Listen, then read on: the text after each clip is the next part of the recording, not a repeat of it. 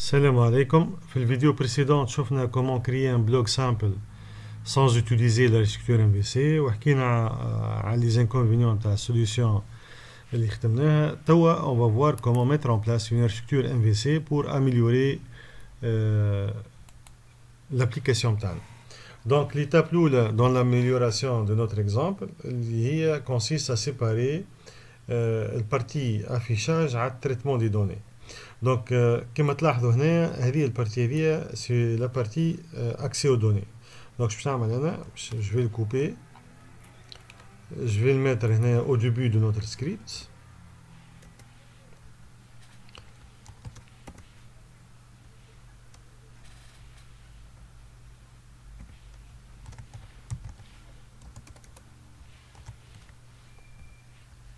Ok, donc, on a isolé la partie accès aux données.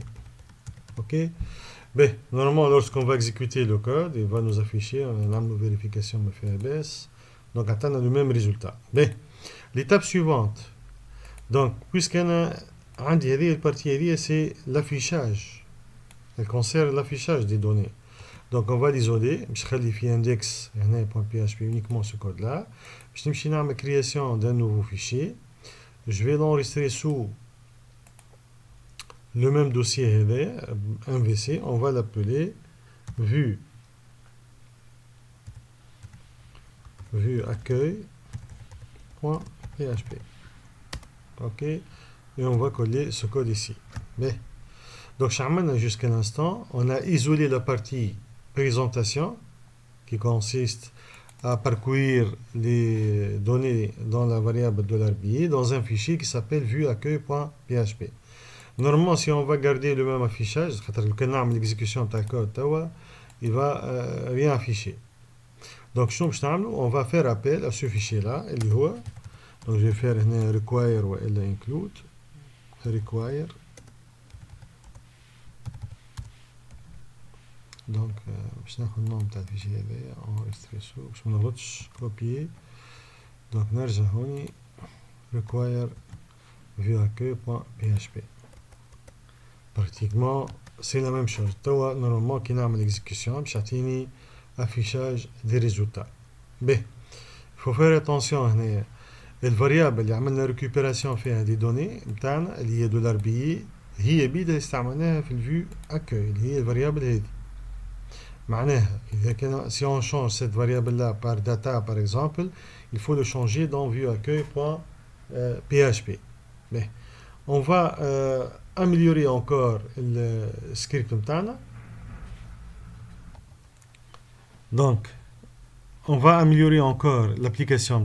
Donc, on va isoler la partie liée à accès aux données. C'est la partie, on peut dire, la partie affichage des données.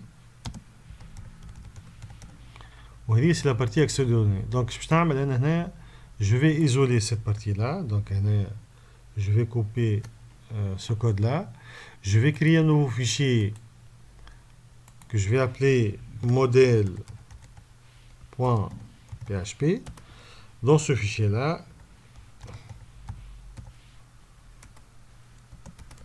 on va mettre ce code-là. Mais, donc, pour mieux organiser le code, je vais déclarer une fonction qui s'appelle getBillet.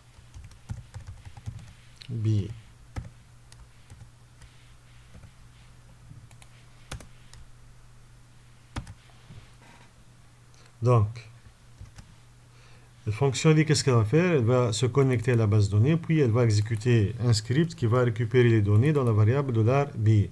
Donc, normalement, lorsqu'on va appeler cette fonction-là, elle doit nous retourner ces données qui se trouvent dans la variable $billet. On va enregistrer le code. نرجع à l'index.php. Donc, index.php, tout d'abord, il doit faire l'accès aux données. Donc, comment faire l'accès aux données? Il faut tout d'abord faire appel au fichier qui s'appelle modèle.php. Je vous rappelle, le fichier avait une fonction qui s'appelle getBillet. Donc, الفونكسيون هذه on va l'appeler كي نعيط لها elle va nous retourner $billet.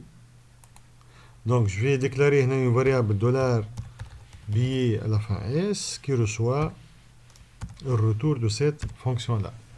Donc normalement la fonction elle va récupérer les données من التable في variable $billet au vu à que elle va afficher ces données là.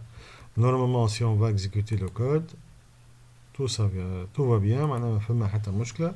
دونك بالطريقه هذه اش عملنا ريغاردي الفيشي اندكس نتاعنا كيفاش ولا يونيكمون فيه بريسك 3 ليني دو كود ملي كان فيه بليزيور ليني دو كود.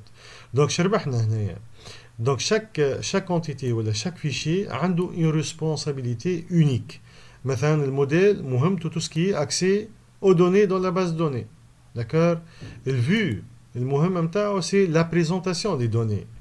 دونك هكا حددنا المسؤوليات من كل فيشي عنده مسؤوليه واحده والفيشي برينسيبال اللي ينسق ما بين لي دو فيشي هذوما اللي هو لو فيشي اندكس.